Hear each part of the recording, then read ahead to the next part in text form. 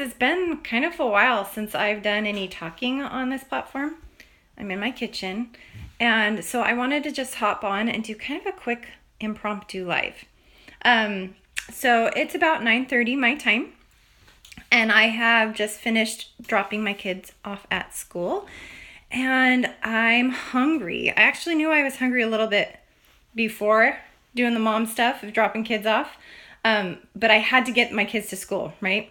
So now that I'm home and getting ready to get work done this day, I have to fuel my body. It would be really easy for me to slip into those have to do's, like, oh, I've got to write this post, I have to respond to this email, I have to make this phone call. Really, the have to do is I've got to feed my body so that I can do those other things, right? So I just wanted to give you a quick reminder that this is possible for you to nourish yourself and to listen to your body's cues. If you can't do it immediately because of extenuating, is that the right word? Circumstances, that's okay, but still give yourself permission to feed yourself as soon as you can, okay?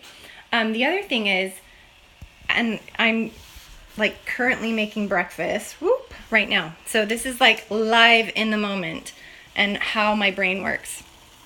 So I wanted to walk you through how I decide to feed myself. The first step is deciding to actually feed yourself, Let me turn the lights on here because it's kind of dark. So the first step is to decide to actually feed yourself, right? I don't know if that helped any. The second step is to figure out what it is you're going to eat, right? That is kind of easier said than done. For me, what it looked like this morning was, I'm hungry. What sounds good? And nothing immediately came to me, so I asked my body. I said, does anything sound good? And I gave it some options. Well, the kids had a bagel this morning. Would that do? It's like, no, that doesn't sound good. It's like, okay. Do you want like some oatmeal or something? Which I don't like oatmeal. Hi, Amy. So it's like, okay, I don't want oatmeal. Well, what sounds good? And I did the Mr. Rowe method, right? If you don't know who he is, he's Tiffany Rowe's husband, and I love the way he interacts with this food.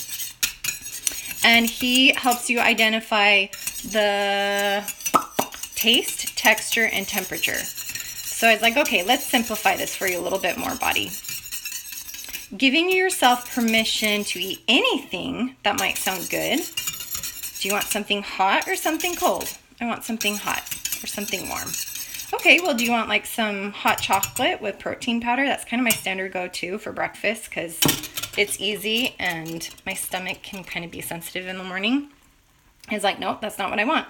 It's like, okay, what kind of texture do you want? It's like, I want something in my mouth that I can move around and feel on my tongue and on my cheeks and on the root. Like, I wanted a sensory oral experience with my food.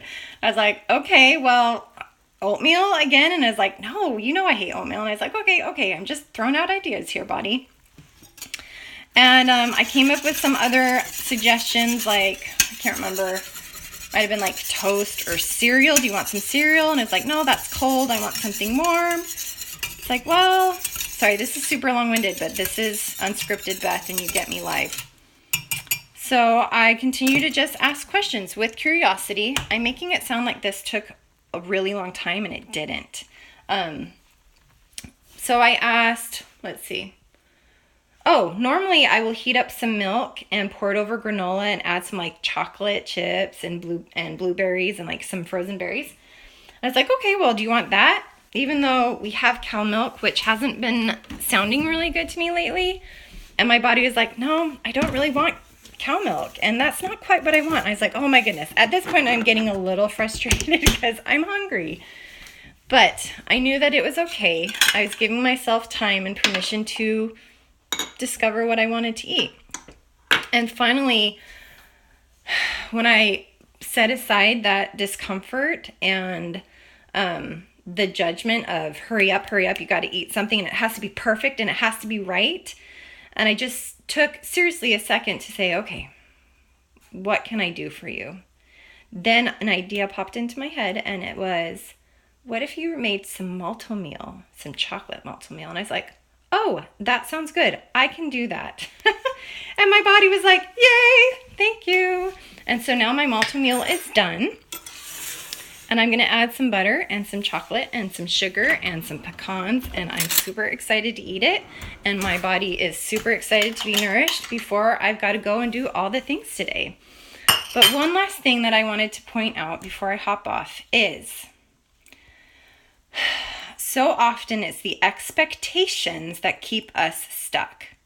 Expecting ourselves to nourish ourselves with something really nutrient dense can really send you spinning with, what do I eat? What do I not eat, right?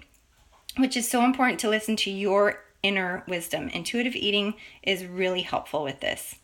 However, sometimes you can have this expectation of, I have to enjoy and love everything that I eat and do everything my body tells it to do. That's not true either.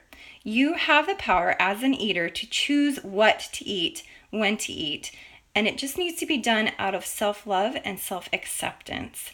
So be mindful today of how your expectations are actually holding you back, and how can you shift into acceptance so that you can actually support yourself and choose into what you want in any way, shape, or form. Okay, and I actually am talking about this month in our online group membership. So if you have any questions about anything I've talked about today, just DM me, and I hope this was helpful. So go eat. I'm going to go eat, and I hope you have an awesome Friday and weekend and all that good stuff.